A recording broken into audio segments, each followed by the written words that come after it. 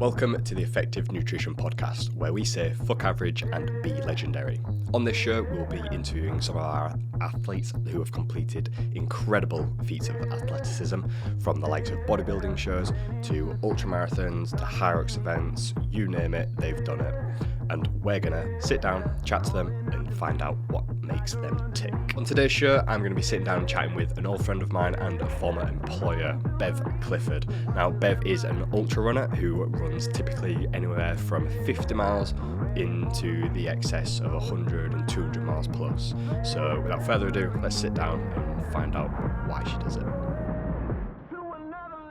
Right then, Bev, welcome to the show. Thank you. Effective Nutrition Podcast for our second episode. So first of all, for those of us that don't know you, who are you? What do you do? What's your area of sport? So I'm Bev Clifford. What I do for a day job is I work in the angling industry, which is how I know you.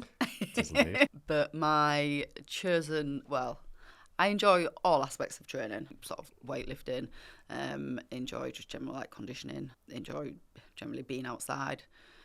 But ultra running is my... Your poison. Yeah. Okay, so would you say you're always athletic, or Absolutely is it something that not. you found later I in was life? the person at school that when you did cross country would be at the back with a packet of fags that was sneaking off, wait until they ran past the second time and then tootling behind. Found later in life, I then. definitely found later in life. And don't get me wrong, I rode horses and stuff like that. I was always outdoors. My mum and dad were, made sure we got outside. My mum was always like, you're not bored, get outside, go do something outside.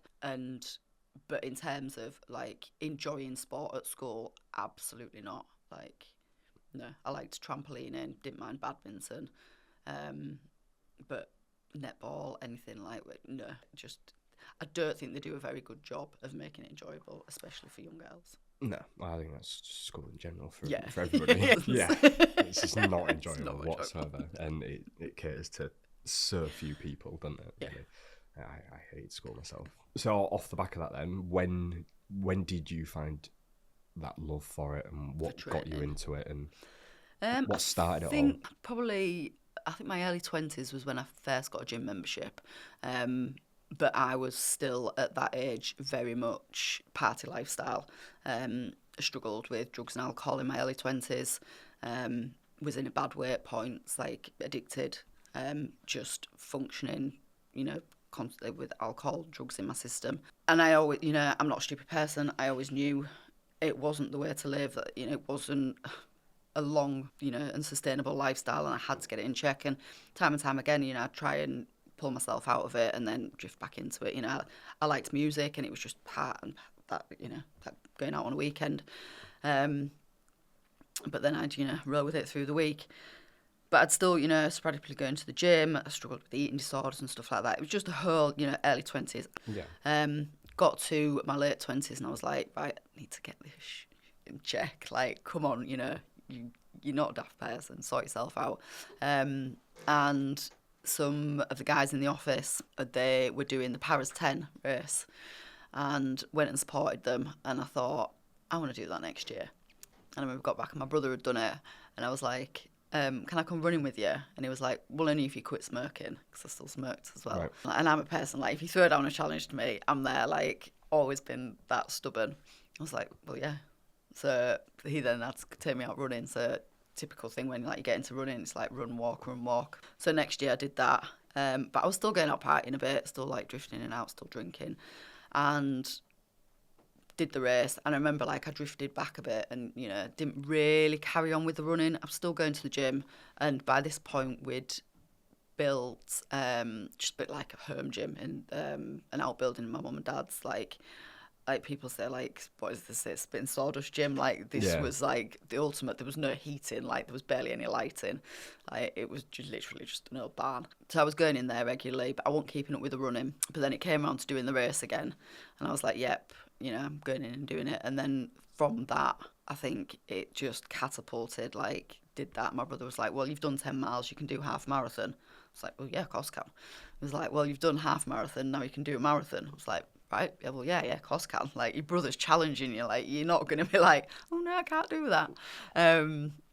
And then after that, it was like, because he got into doing ultra marathons, he was like, well, you do a 50k. I was like, oh yeah, I'll do that. And then next thing you know, it's like, well, then you're doing a 50 miler.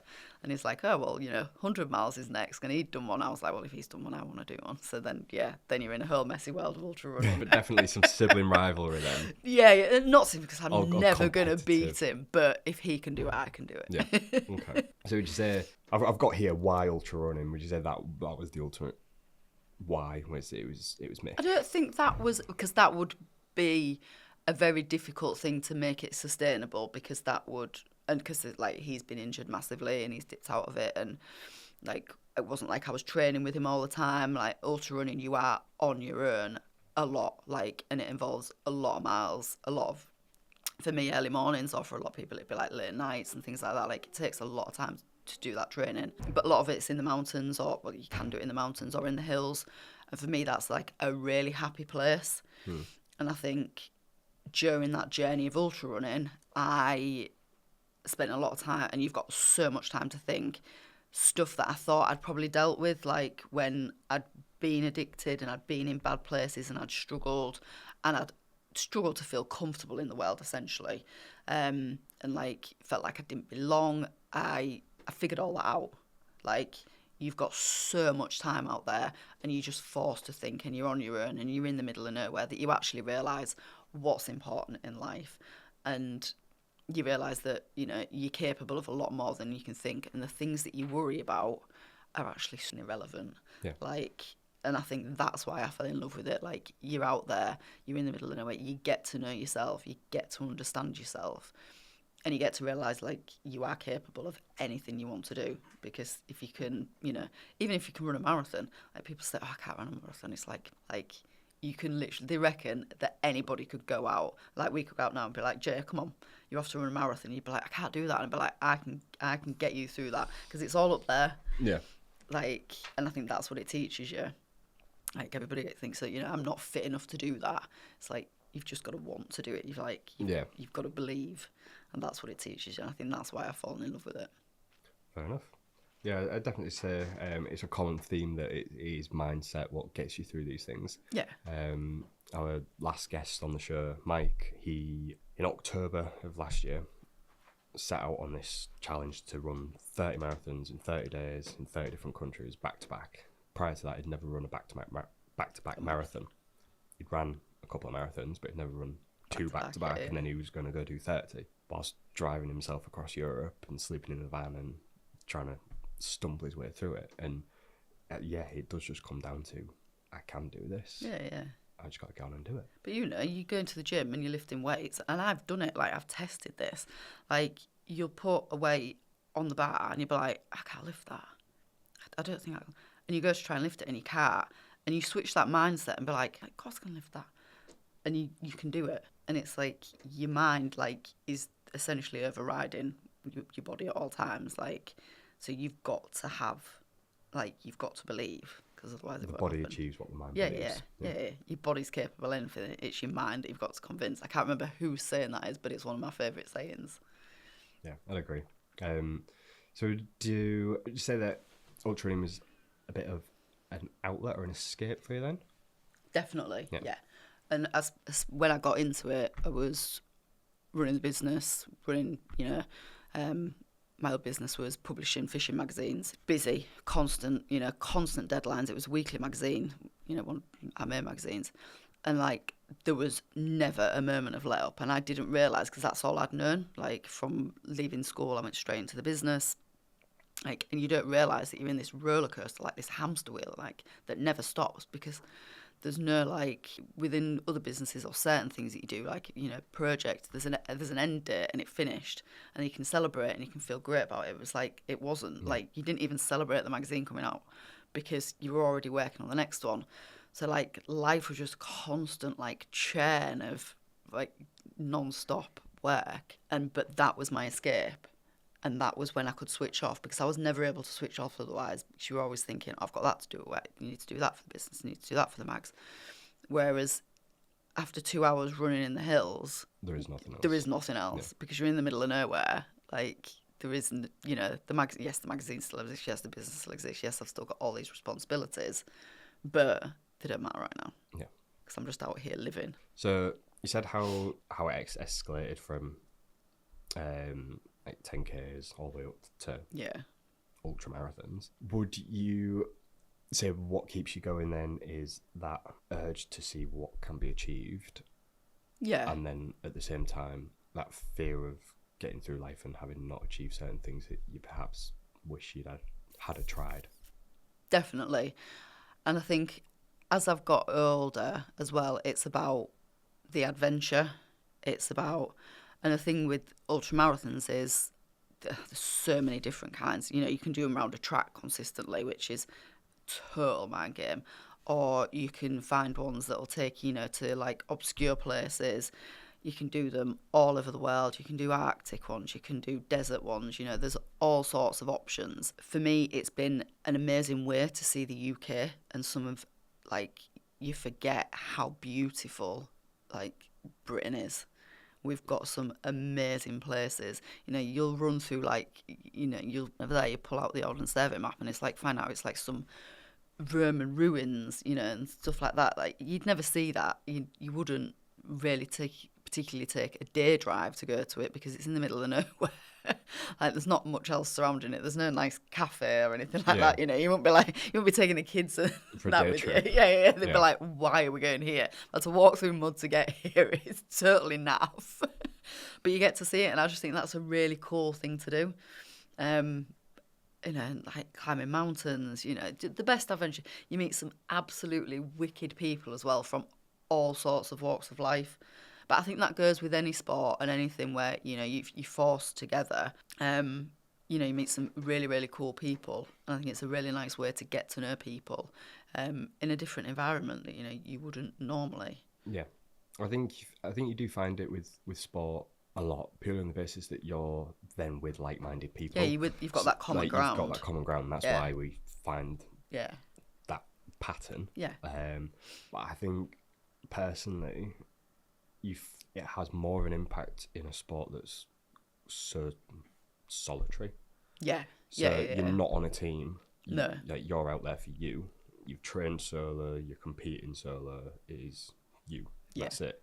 And I think that's when it has a bigger impact on you, when you do meet all these people along the way. Yeah. That, yes, it's a solo sport, but it has an incredible community to go along with it. Yeah, definitely. And the ultra running community has an amazing community. A lot of other sports are extremely competitive because everybody's there because they want to win. And yes, there is that side to ultra running, but everybody also still wants everybody to just get to the end, to get to that finish line. And I think that is something that's really, really, really nice about it. And like you say, you're out there on your own. You're always, you know, people go and do them together. But for me, it's always been, you know, I'm happy to be out there on my own. It's my solo journey. Like, and yeah, you're coming to people. The race I've just done, I think I'd gone about 6-7 hours through the night on my own, and it was bleak. Like, I can't even tell you how bleak it was. People would be like, why are you doing that? And I'm like, right now I can't tell you, but believe me, there is good point. And I got to this random farm in the middle of nowhere, and it was like, I'd have to show you a picture to me. There's all sorts of weird stuff in this farm building, and it was like a mini, like, little checkpoint. You could go into under this farm shed, and I think I had like a pasta pot thing. It was like an honesty box, some hot water, there was a kettle set up. People that owned the farm had like left it open so we could go in. So I was there just sorting myself out. I'd been, you know, not having the best of times over this spell. Been out there like cold, wet, miserable. And a guy that I'd done a little bit of running with him earlier, he came off, you could see him coming down. And you're all tracked, so you know that he's coming. So I thought, do you know what? I'm going to wait for him because I just need to see somebody and just talk to somebody about how shit that freaking was. Anyway, so he came in. We ended up going off together, and we must have ran together through the rest of the night, which, you know, is probably another 8 hours. And we'd been moving along for a while, and he suddenly said to me, and he went, "Do you know what? I probably know you better than I know some of my mates that I've been mates with for years, because you're just in this intense sort of thing. And you don't want to talk about running and all the things you've done. You're not there to like showboat and, you know, like what do they call it, peacocking now, don't they? Like, oh, I've done this race, I've done that race. Nobody cares what race you've done. Like, you know, this race you have to have done some like cool and hard races to be there, so otherwise you're not allowed to enter it. So you're not going to talk about that, and nobody wants to. You're in a whole world of suffering. We talked about absolutely all sorts, like the most random things, and it's just like you meet people like that, and I know I will stay in touch with him for a long time. Like, he was just a cool guy. He's done some cool stuff. 3 weeks earlier, he was running across India. Like, I didn't even get to speak to him about that, to ask him about it, because we just talked about the most random of stuff, like icks and like dating websites. Absolutely everything. Yeah, literally, absolutely everything. Like what our parents thought of us and stuff like that. And like, I keep thinking, I'm about running across India, but like, I bet he had some real cool stories. So that specific race, then, whilst we're on about it, Yep. tell us about it. What was it? So What's it called? It's called What is it? the Spine Race. It takes place in winter.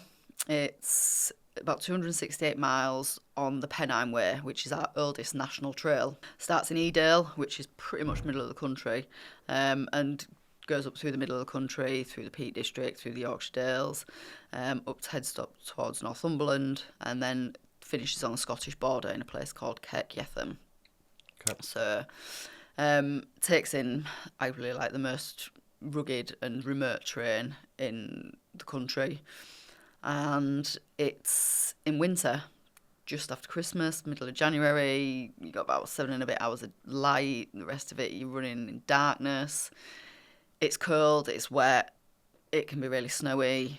It was really snowy this year when we started. Yeah, it's bleak, it's hard, and it's meant to be. The bloke that started it wanted to he used to do Arctic adventures, and he wanted to put on a race that is as close to an Arctic adventure as you could do in the UK, and that's why he started it. 268 miles. Yes. And what possesses you to want to do that? For those of us that don't understand, what goes through your head to think that sounds like fun? There was a few reasons why I wanted to do that race. I wanted to do the Pennine Way, wanted to run that full trail. It's our oldest national trail.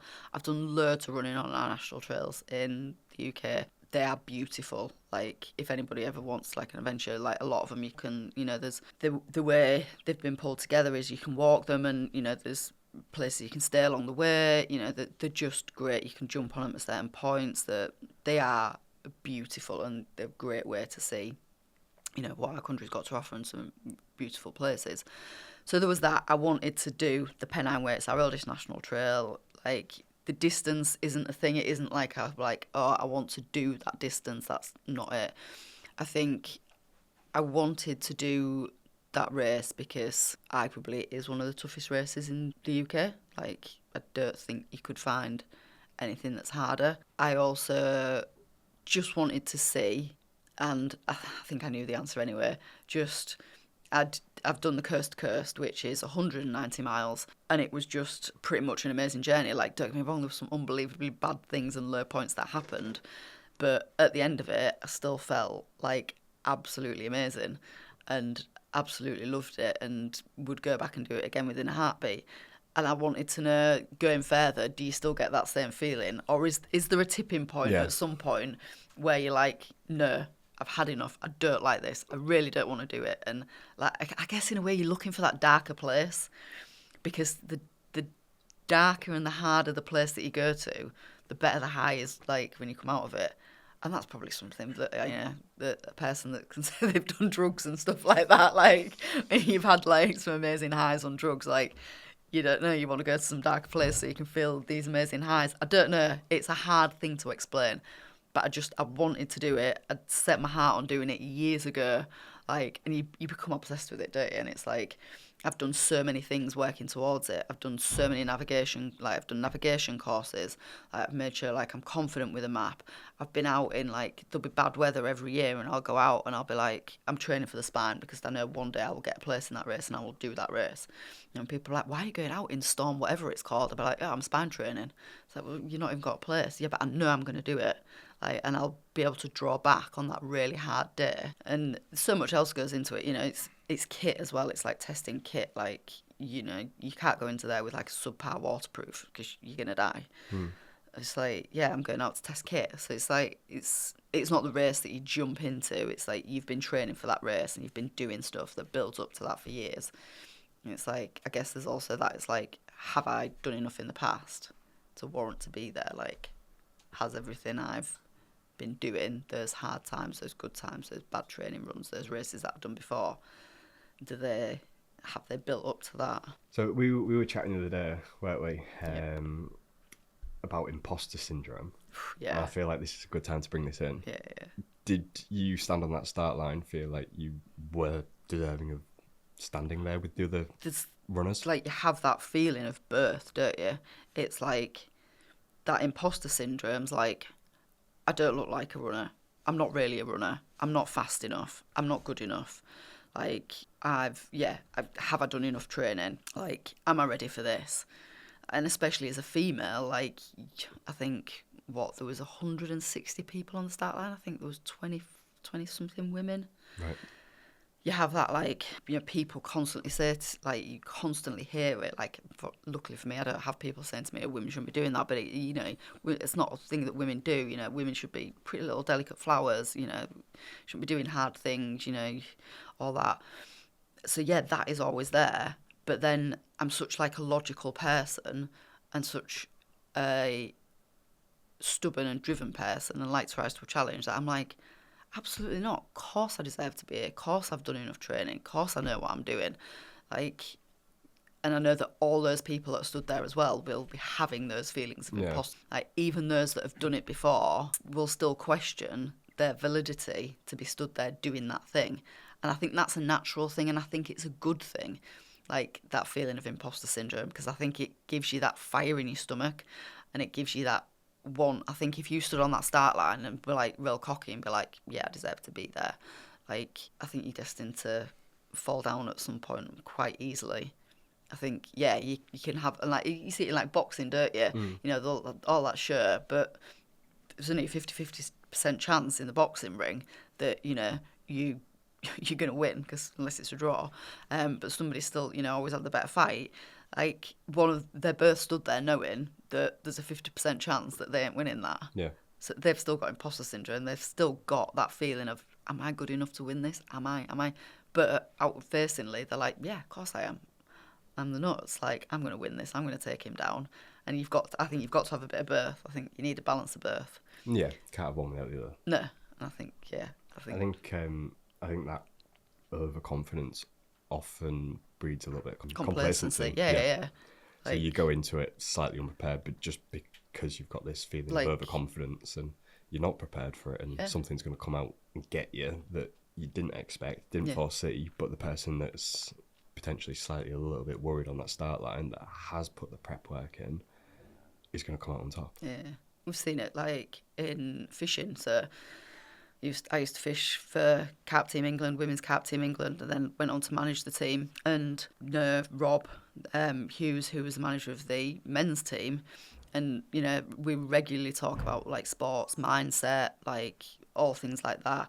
And he openly admits, like, that they'd gone over to fish, in international matches, and being confident about what they were doing, and overconfident that they knew what they were doing, and showing their ass because they were too confident, and they actually should have been a little bit more, do we know what we're doing, can we take advice from there, should we listen to this, and it does bite you in the ass. So yeah, I think definitely a balance of both. Speaking of preparation then, what does your training look like on a typical week, regardless of what's coming up?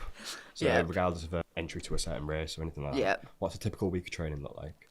And then we'll go on to race-specific training. Race-specific. So like, if I'm taking over, like, it would probably be strength training 3-4 times a week, good amount of conditioning. So at the minute, I've been doing sort of like high rock style training as well, just because I enjoy that harder sort of session in the gym. And I think it's essentially compromised running a lot of, really, and it does come up for this, but I think it sort of bursts quite well to ultra running. A lot of ultra running is like stop, start, and you're climbing over a stile.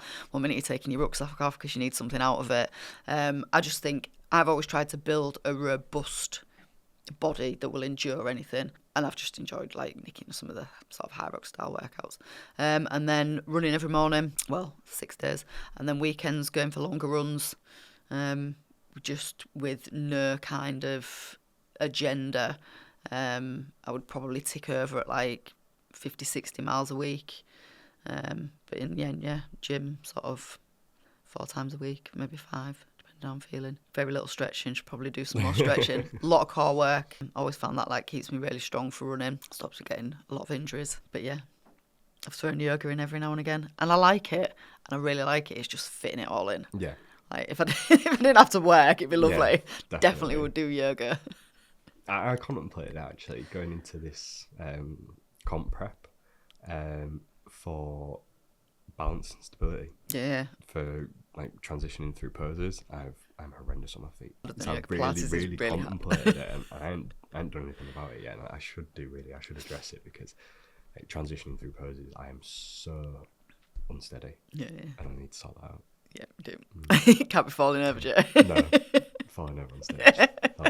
I'll be there. Phone out. Yeah. Yeah. So race specific then, how long does it take to train for a race, or is that very race dependent? It can be race dependent. So let's say like if you're going to do a marathon, you probably really want to do a 20-week training plan.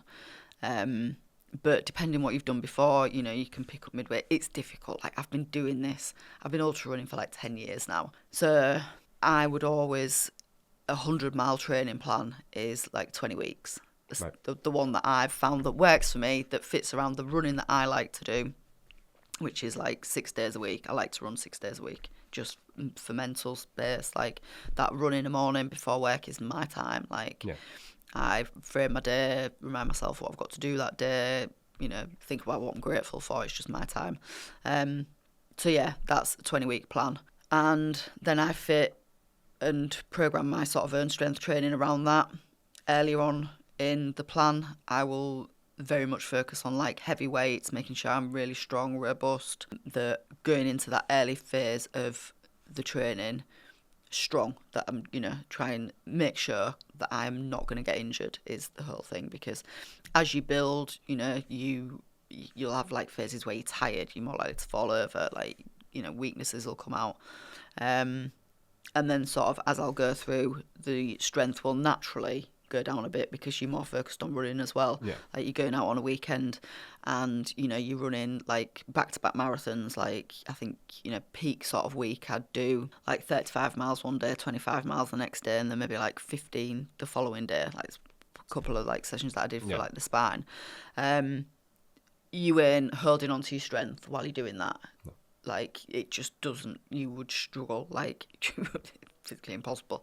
So that's why I build that like strength earlier, so that as I get closer and closer to the race, I'm still relatively strong. And I think those really long ultras, it becomes so important because it's how you come out the back of the race as well. Like you could go out there, just leave it all out there, absolutely beat yourself up, and then literally not be able to walk for 4 weeks. And which is fine if you can just stay at home on the sofa. Yeah. But majority of people that are doing them have got to get back to work on Monday and got to be like, yep, here I am. What did you do at the weekend? Yeah, I ran 100 miles. So would you say the strength training side of things is injury prevention more than anything? Injury prevention. I enjoy strength training. I've always enjoyed it. I like lifting weights. I like lifting heavy weights. And it's really weird. Like I'll be coming to the end of like a specific race training block and I'm like, oh, I can't wait to get back in the gym and start lifting heavy weights again. Like, and I really, really miss it. And then, so, like, that's what I'm doing now. Like, back in the gym, like, no big, like, heavy run sessions. Like, easing back into, like, the more sort of, like, harder conditioning sessions. But, like, just lifting weights. And I really enjoy it. So, yeah, it's injury prevention. But also, I think, I don't know about the proven thing, you know, of ultra running having any longevity, your life. I'm not quite sure it's, you know, the best thing for your health-wise, running like 100 milers and stuff like that. But strength training definitely is. Yeah. And especially, you know, for women, for bone density and things like that as you get older in life. So, yeah, strength training will always feature. And I think everybody should do strength training. We're built to lift and carry, aren't we? Yeah. Men were meant to, you know, go out hunting and carry things, and women were meant to be, you know, at home looking after the house, lifting, carrying. And I think we just spend so much time doing this. Yeah, and not it's enough time looking modern life, yeah. isn't it? So I think it's Yeah, important I for agree. everybody I think to strength train. everybody should have a gym membership, Yeah, regardless of who you are, what you do, what you enjoy. yeah. It's Resistance training. There's so much research around it. Like, that if people aren't doing it, then you're just doing yourself as, you know, an individual and injustice, aren't you? definitely, definitely. But most won't see it like that. No. Most won't see it like that. Right then, recovery. We. The fun stuff. So, how do you approach your recovery from nutrition, supplementation, rest to more direct approaches like massage, hot and cold therapy, etc., etc.? And what is it that you believe has a direct impact on your ability to keep doing what you do? I read a book years ago when it's quite well known now, but it wasn't at the time, called Matthew Walker, Why We Sleep. And it literally changed my life. I used to be one of those people, and even this is when I got into training and was doing, you know, probably early days of ultras. I'd still always get up early in the morning, but like I'd have some late nights and I'd be like, yeah, sleep when you're dead. Like, yeah. It's, you know, life's for living, you know, cram it all in. I read this book and it literally changed my life. I was like, sleep is the most important thing in my life right now. Like, and it will be forever. It's like religiously try and go to bed at the same time and get up at the same time. I would recommend anybody, don't read the book, it's really heavy going, but listen to it on Audible. Some of the insights and information that it gives you and how sleep, like bad sleep, is linked to so many diseases and so many things that nobody wants to go through in life. It will literally be like, what's the most important thing? You're like, it's sleep. As sad as it sounds. But after that, I would say nutrition, good nutrition.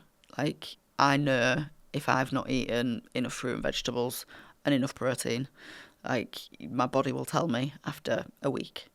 Yeah. I'm craving it. I'm like, I know I've not had enough protein. My brain tells me, my body tells me.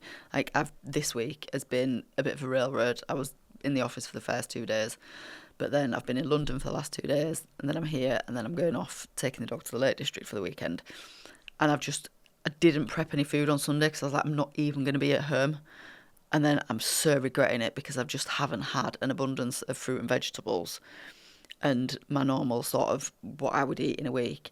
I feel like shit. And when I was in the gym this morning, I was like, I feel like shit. Oh, crap. Yeah. And I know exactly why it is. Not hard. Eating properly. Yeah, I'm not eating properly. Yeah. Eating like a small child. I'm incredibly lazy with food if I'm not on it from a prep standpoint. And when we went on holiday last May, I believe, we had 10 nights away, all inclusive, and I ate like a child. I was getting donuts for breakfast, shamefully. Chocolate spread on everything.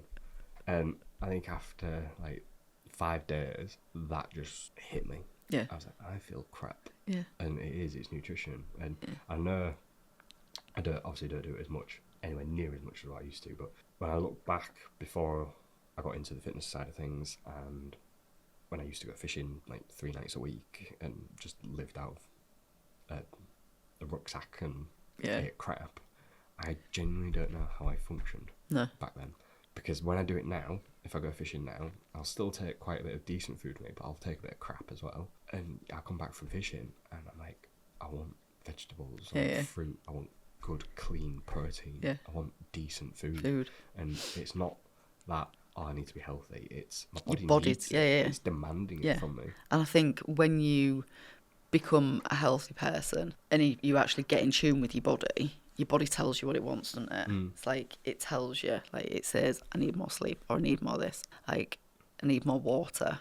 It's like, actually get to know your body. And I think a lot of people don't listen to that, do they? No. I think that is... I think there's an element of blissful ignorance there. Because they don't know. Because it is normal to eat rubbish. Drink.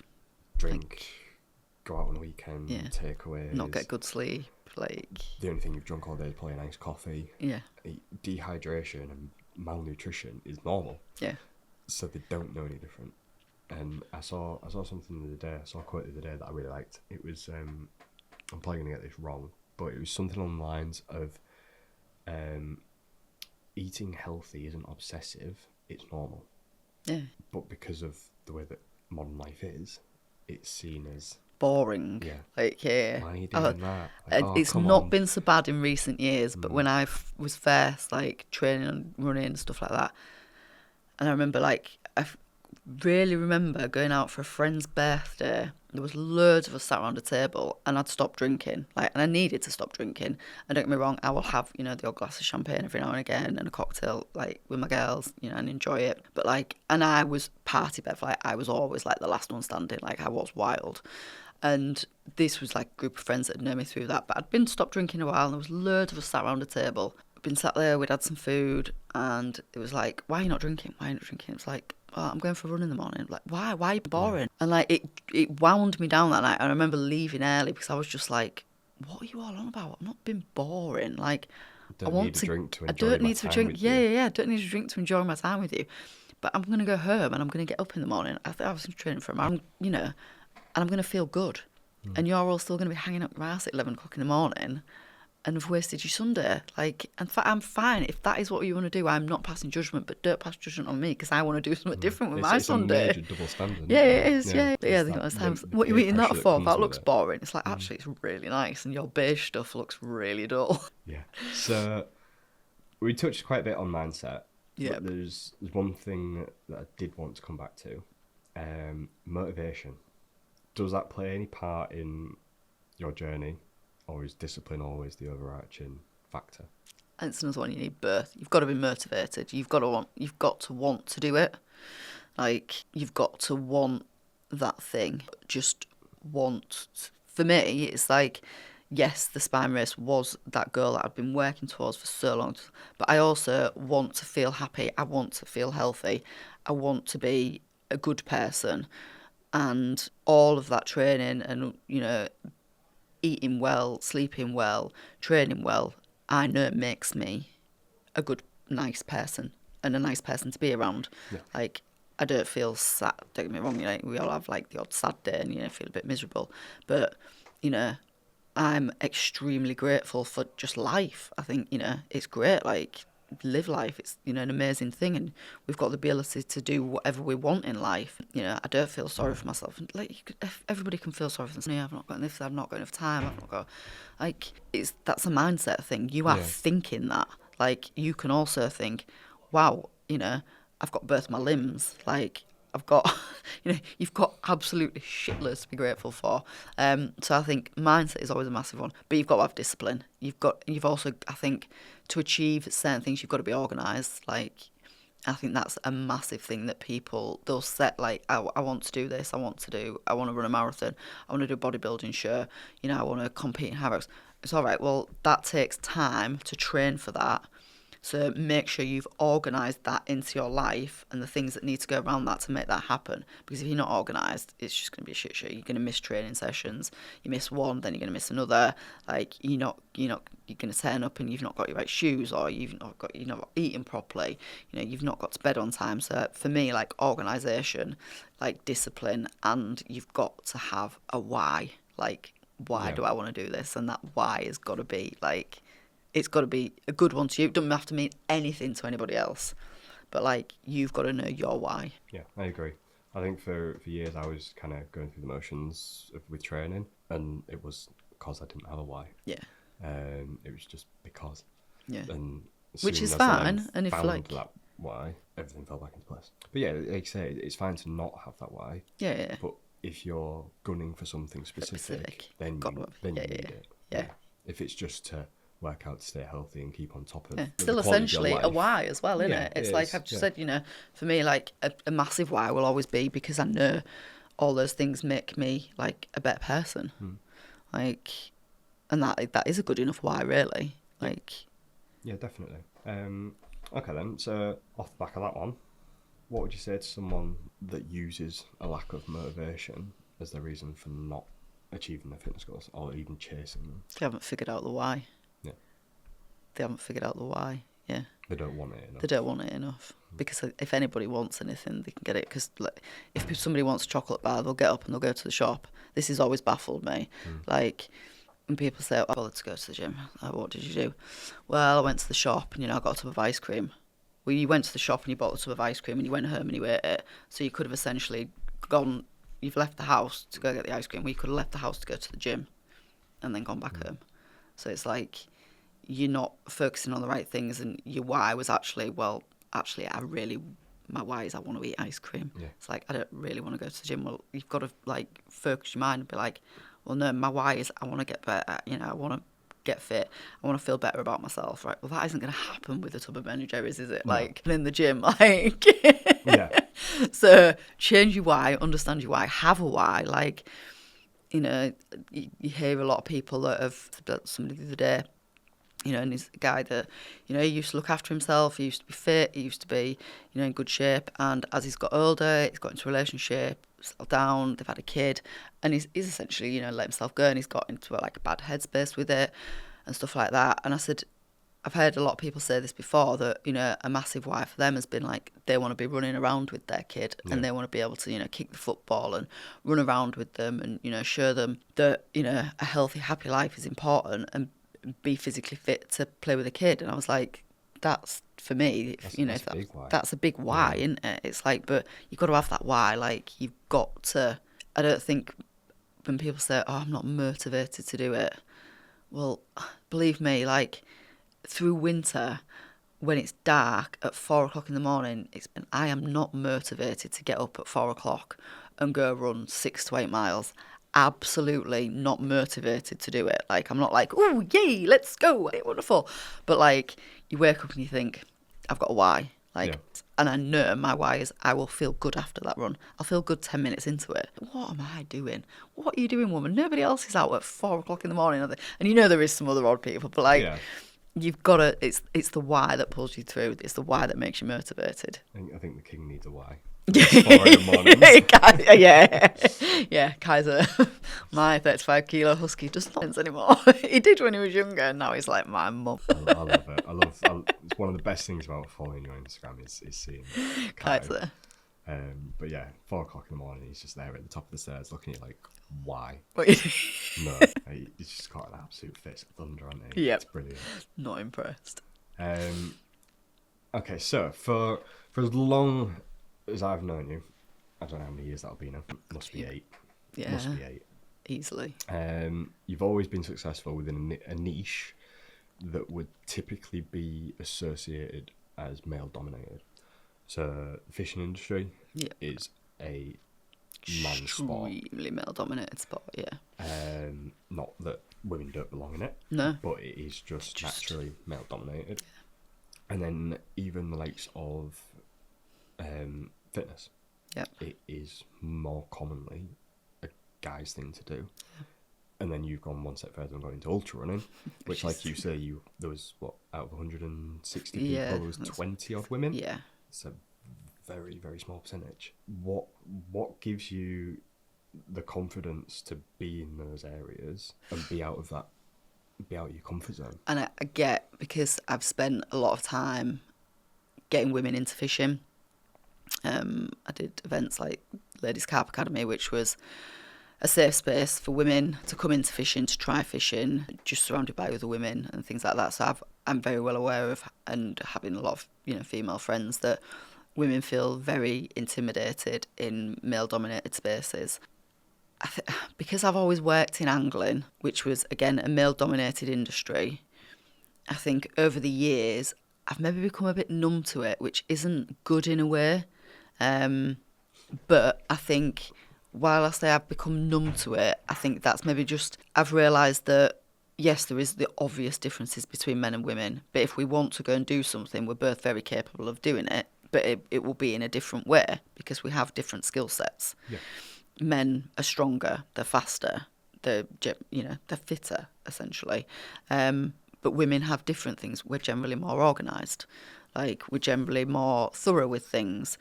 Men tend to think, I can do that and just go out and do it. And whereas women will be, oh, no, I can't do that. I need to make sure I'm prepared before I go and do it. But those different skills, as long as you utilise them in the right way, like, they play into your hands. So, like, that being more organised as a woman means that, if you're going to go and set out to achieve a goal, whether it be, you know, bodybuild show, stuff like that, you'd actually probably make sure that all you know, your ducks are in a line better than a man would, whereas man would be like, I can do that, I can smash it, you know, that confidence that men have. Women are less confident. So I think for me, it's like I've learned that we're birth species. We are very different species, men and women, are capable. And it's again, believing in yourself. But I do get that, and I've spent a lot of time speaking with women and stuff like that about how they feel intimidated in male-dominated venues. And I get a lot of women feel it in the gym. And I try sometimes to sit there and take away the fact that I feel confident in those spaces and don't sit there and ever think, shit, like, I'm surrounded by men, how uncomfortable I feel. But I try and sit there and, like, I noticed it the other day in the gym, just, like, in the free weights area, and I was just, like, you know, looking around, and I was like, yeah, I am just literally surrounded by about 20 other men right now. And that could be really intimidating if I didn't believe in myself that I know what I'm doing. I'm allowed to be here. I'm meant to be here. This is it's a very safe space to be in. Gyms are safe spaces, you know, they're staffed. Like, there's always members of staff there. Like, there's, you know, it's not just you and, like, 2 other random guys that are out to get you. Like, the guys that don't even know each other, like, they're all just training. Everybody's there because they love what they're doing, or they're training to be a better person. It's like realising that space that you're in is a safe space because those people are there for the same reason as you. They might be men, and you're a woman. Like, it doesn't stop you being there. So yeah, I don't know, maybe because I've always been in a men's sport, I've given me that feeling and that ability to just throw myself in and be comfortable doing it. But yeah, I think it's just making sure that, you know, you're safe. Like, I wouldn't go out in London for a run in the middle of the night on my own. No.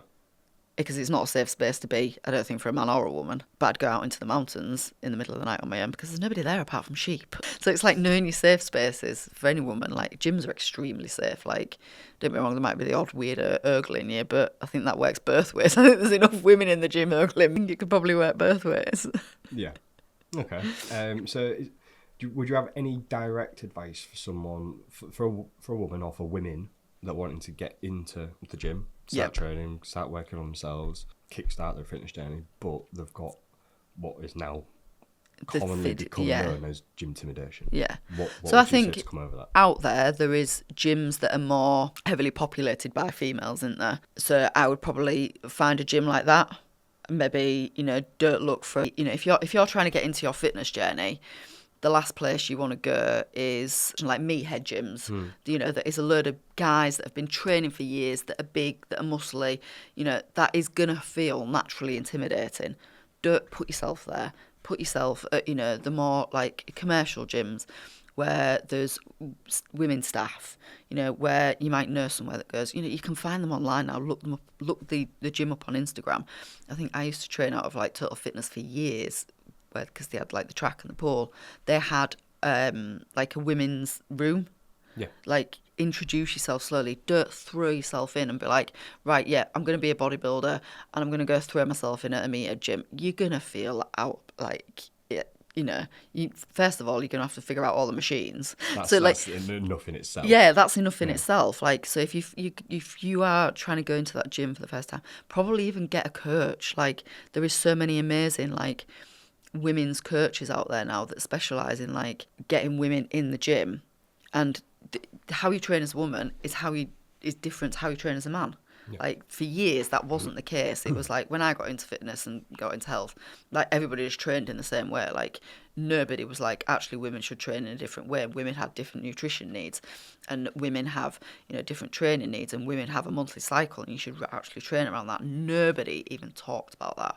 Like, nothing was even tested on women. But now that is out there, it's readily available. Like, and I would say a woman trying to get into fitness or grow her fitness journey, get a female coach, like, ideally in the area, so that, you know, I know there's a few this local area, like, they'll go train with you, like, they'll take you into that gym and they'll show you how the equipment work. And, like, I've had women before, I don't really know how that works. It's like, just ask, you know, and ask another female. Like, I am more than happy to, like, answer anybody's questions in the gym. Like, I had a guy come up to me the other day and like ask me how to use something. It's like people are like, oh, they're gonna laugh at you. I'm absolutely not laughing at him. I think the best thing ever is like people getting into the gym and starting that fitness journey. Like, and you'll know that as a person that's trained for a long time now. Like, you're more than happy to like give 5-10 minutes to help anybody, like with any questions. I think, cause I train at what is that typical Meter gym. Yeah. Everything's iron and rusty. And I love old that. School. Yeah, it's mint. It's my absolute paradise. But for most, it's not. But even in that specific gym, and I've seen it at other gyms, some of the people that you would want, like typically at a glance, want to avoid, are probably the nicest people there. Yeah. And the people that have got the time for you, that will help. Because they've been training and like they want to help other people. Yeah. They probably had that same service when they started. Yeah. And it's just paying it forward. Yeah, it is, yeah. I always say it's like picking up your weights in the gym, isn't it? Like, I was trying to explain to somebody the other day. It's like if you put other people's weights away as well, that's like, one, it's good gym etiquette, but like the gym will pay you back. It's like you do it on the trail. It's like if you see somebody that's dropped rubbish, like you pick it up. It's like it's good trail karma. It's like it's just a good thing to do generally, but like it'll pay you back. So it's like, yeah, helping somebody in the gym. Yeah, I mean, But unless they're not putting the weights away, and then actually I will try and drop something on your search. Put the fucking weights away. you can pick them up, you can put them back. Apparently not. Apparently they're really difficult to find where they're meant to live. That turn it back to gym floor working days. Did you not go up to people and be like, you've not put that away? No, was talked out of it. What? To not go up to people? Yeah, because you got more of a complaint and more backlash off approaching someone like that than just doing it yourself, which I think is wrong. That's because I also used to get it as a personal the trainer thing, as well. because you've collared them about something that they know they shouldn't have done, that they react like a small child, like that's just been told off, rather than being like, really sorry mate, having a shit day, just completely. Yeah. They just go. Even as a personal trainer, like if you saw something that was like, you were like, oh god, I need to go help that person, you were talked out of doing it because you would quite literally just get told to fuck off. I know what I'm doing. It's like, all right, okay, I'll contact a physio because you're going to need them in a week or two. Here's a few cards that you might need. And it was really hard, and I'd say it was the hardest part about being a personal trainer, is watching stuff People, that really did worry you. You're like, they are going to hurt themselves, but you would approach those people and they'd just tell you to do one. Like, okay. But even as a person, I've been training for like, I've been going to the gym for probably 20 years. And if somebody came up to me and like tweaked my form, I'd be like, thanks, because I can't see myself. Yeah. Like, and there's every now and again you'll film yourself doing like, big lift, make sure that your form's on point. But like, if somebody said to me, I'd be like, oh shit, is it? Yeah. It's daft, isn't it? Yeah, because you want to be better. Like, everybody wants to be better. Like, nobody's. I think it's just like, it's pride, isn't it? Or ego. Yeah. It gets in the way of those people that are just like, I know what I'm doing. Yeah. Okay. Okay. You crack on. But yeah, the message there is, like, if you're unsure, people will. Yeah. Help Like, you out. power in numbers kind of thing. Like, everybody's there to help, and as a female, like, try and find a buddy to go with, or definitely like find a coach to go with, or contact the gym, like, can I have an induction? A lot of them will have like trainers there that you can maybe utilize for a few sessions to like find out. Like, there is actually something, and this isn't an intimidation, I think it's just something I hate, is like peak times in gyms. You will never find me in a gym at 5 to 6 unless I'd rather not go. That would be my fault. That'd be my rest day. Like, I don't need to be that other person in the gym. I can go at other times, but absolutely hell on earth, too many people. I like the gym because it's like headspace. You get into the zone. It's calming for your mind. Like, but plan to go. Don't start your fitness journey by going at like 5:30 at night in January. It's like, it's not going to be an enjoyable experience if you don't feel confident in that place. So like, just set yourself up to succeed, and ask for help. Like, definitely. Because it's there, yeah. Like, everybody wants you to succeed. Last one then. Now, I don't know whether you'll tell us or not, but I'm going to ask anyway.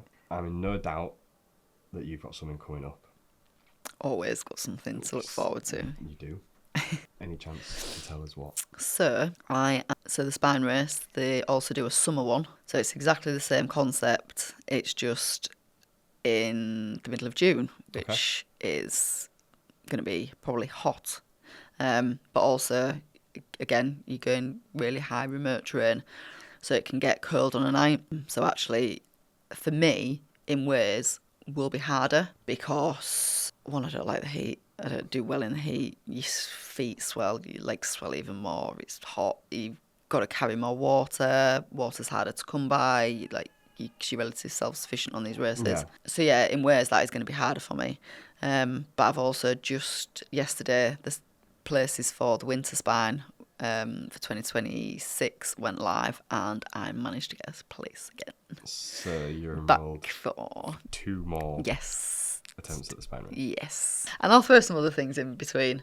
I'm looking to do a race called the Felsman, which is a really, really old race. It's been going years. I think it's been going about 60 years. I can't remember. It's been going a long time. It's one of the really old long distance walkers association races in the Yorkshire Dales, and that's 60 miles. So I think that's about April time. So yeah, going to do that, which would be nice. Nice training run. That's how you sort of see it. 60-mile training run for the summer spine. So yeah. Absolutely nuts. Absolutely nuts. But it's all perceptive. Well, yeah. It's all relevant to your sport as well. People that only go to the gym, 2-3 times a week and just do it to tick over and, keep in good shape would think what you do is mental. Yeah. Yeah. So it's all just, you're training for and for what your goals are and for what you want to achieve. So we never actually discussed the outcome of the spine, Spine didn't go to plan, Joe. Well, it did. It went really to plan for the first 180 miles. I mean, I say to plan. It's not like you've got when you go into a marathon and you've got a pace plan and you were literally just running to that pace. So much happens in those first 4 days. But it was going well. I was eating well. I was moving well. I'd managed to get some sleep when I wanted to get sleep. I was staying warm. Don't get me wrong, there was times when I was absolutely freezing and questioning my choices in life. But, everything was going to plan. My kit was on point and stuff like that.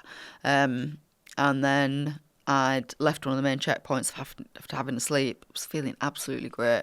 Moving along to the next midway, a timing point, and I started getting some horrendous foot pain.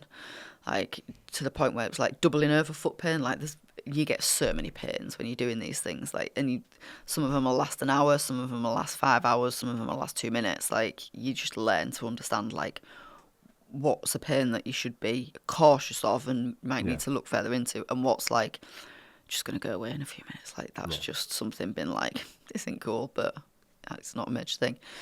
And it was literally stopping in my own tracks. I was doubled over, being whoa, what is going on? And it started and managed to shuffle along, alleviate the pain, and then get back to moving properly. And then an hour later it came back, and then it started coming back within 30 minutes. And then as I was descending down into the village, Dufton Village it's called, I was literally every 2 minutes I was what is going on with my foot? Anyway, shuffled into the cafe, because there was a cafe there, and I was I need some food. Completely wasn't thinking anything bad of it. I was just I'll figure it out. I'll sort it out. I need to get food in me. Probably, have a sit down for 20 minutes. Had a sausage and egg sandwich. I don't eat stuff like that. So then when you have it on a race, you're oh my God. Got coffee, millionaire's shortbread. I mean, I do eat cake frequency running quite a lot. Then there was a little timing point that we had to go into. It was compulsory. We had to go inside. The medics in there, they checked you in. And they're basically checking that because you're 180 miles into a race, you've been out there for, I'd been out there for 3 nights. You can potentially be delirious. You could potentially be in a really bad way. You could have come off of their hypothermia. So they are checking to you. They'll want a conversation with you. They'll be checking that you are still okay to go back out, and we're climbing up to another high point. They're checking that you're fit to go back out onto that trail. And I'd moaned about something. I'd fallen in a bog earlier and twisted my knee, and I'd mentioned it at a previous checkpoint. So when I wandered in, they were like, how are you doing? I was like, yeah, I'm fine. Everything's good. I've just had something to eat. How are you feeling? I was like, yeah, I'm fine. Because you just get used to saying you are fine. Again, it's like tricking your brain. You are fine. Because if you think, actually, that means shit state, my feet really hurt, my body really hurts, I'm tired, I'm hungry. And they were like, can we check your knee? You've mentioned it at a previous checkpoint. I said, well, actually, my knee's okay. It is what it is. Like, it hurts a bit, but it's not causing me any major problems. I said, but I'm having some problems with my foot. So they sat me down. This woman got me to do, she started prodding and perking painful. And she was like, can you stand on one foot? Can you stand on it? I was like, absolutely not. She was like, can you hop on it? I was like, not a chance. Can't stand on it. Can't stand on it. And I was like, literally like standing on two toes. I couldn't put it fully. She'd examined it and she's like, look, we can't rule out a stress fracture. And like, do you know when like something just like hits you like a bus? And I was like, what do you mean? Like, that's, for a runner, that is the worst thing you can hear about your feet. Like, that can put you out for like months, years, like if you don't like sort it out properly. Sat down, she was like, have a moment, think about things. What are you thinking? I was like, well, I'm thinking I'll bang a load of painkillers, get back out there, see how it goes and see how it pans out. And the mountain rescue guy was sat there and he was like, can I just put in? I was like, yeah. And he was like, not moving very fast around this hall, are you? And like, I'm shuffling around, like, like literally couldn't, by the time she'd prodded and perked it and like, I'd stopped. I was like, well, no, not really. And he was like, well, about to go on Crossfell, which is the highest point outside the Lake District. And he was like, the wind chill up there, it was like, I can't remember if he said it was like minus 10, 12, 30, it's summer. It's like minus 13 wind chill up there. And I was like, yeah. He was like, how are you going to stay warm? I was like, well, not really, am I? And he was like, then what's going to happen? I was like, you're going to have to come and get me, aren't you? And he's like, then how are you going to feel? I was like, I'm going to be absolutely fucking mortified. Because, like, the one thing as an outdoor person is that you do not do is you do not put yourself in a situation that you could have stopped happening, where mountain rescue is then going to, through your own stupidity. Yeah. And that would have been my own stupidity. So he was like, just like, and again, like, hit me like, and I was crying like a little kid at this point, like, something that you've worked for and I've wanted to do for like 9 years. I'd wanted to do the race, like, I'd been working towards it for years, like, and I was still in the back of my mind, like, just bang some painkillers and go out there and see how it goes. And I'm like, don't be that dick. Like, if it is a stress fracture and I go and do that on it, even if I go like another 3-4 miles, that could put me out for, 6 months a year. My brother did it and ended up, not being able to run properly for over 3 years. Like, they are the worst kind of injury. But also, literally, the mountain rescue guys subtly just told you, don't be a dick. Yeah. It's like, the race will still be there. I will still be there. Like, as much as I sat in that DNF bubble and in a dark place for 2 days afterwards, I still know that it was the right decision. Definitely. And there's still part of me now, because I don't think it is a stress fracture, touch wood. And I think it was just a really bad case of tendonitis from running with, because it was so snowy, so icy and so slushy at the start. I probably ran about 70 miles with ice spikes on. Right. Which is like essentially like having a piece of metal underneath your foot. Like, and I know now I should have probably taken them off on the road or on the harder packed sections where I could have got away without them. And I think I've probably just given myself I'm hoping that's what it is, a bad case of tendonitis without it, because I've been able to return back to running with some days no pain, other days a bit of pain and a bit of flare up. So praying it's not. Yeah. I think that's probably my positive mindset kicking in. That I'm seeing my physio next week. Finally got my physio coming up, who we didn't touch on. What do I do for recovery? I have a 6 weekly appointment with my physio that I do not ever miss and I do not ever cancel, because even if there's nothing that's a big niggle, there's still always something to work on. Yeah. Like, just that, it's like maintenance in it. Like, same with supplements. I take loads of supplements. But yeah, I think, touch wood, that DNF will have been worth it. And those 180 miles that I did do of the spine was just a trial run for next year. Yeah. The bigger picture there is that, like you say, you've come away from it, DNF, but you've got two more. A massive adventure as well. Like, second longest distance I've ever ran and been out there. An amazing adventure, amazing people. Like, still, like you say, I could say, oh, it was a training run. I mean, I know that sounds ridiculous to say. I've just done a 180 miles training run, but yeah, essentially it's a training run. Well, I look forward to June to see how that one goes, and then again for January next year to see how that goes. I've got every faith in you. I did with this one. It's been great to have you in and speak to you and talk to you about all these things and give a little bit of insight to an area of sport that's probably not that well documented. No, I think people think it's a bit obscure, but I think there's a lot of similarities between that and a lot of other sports. Don't realise that. Thank you for coming in. Thanks for having me.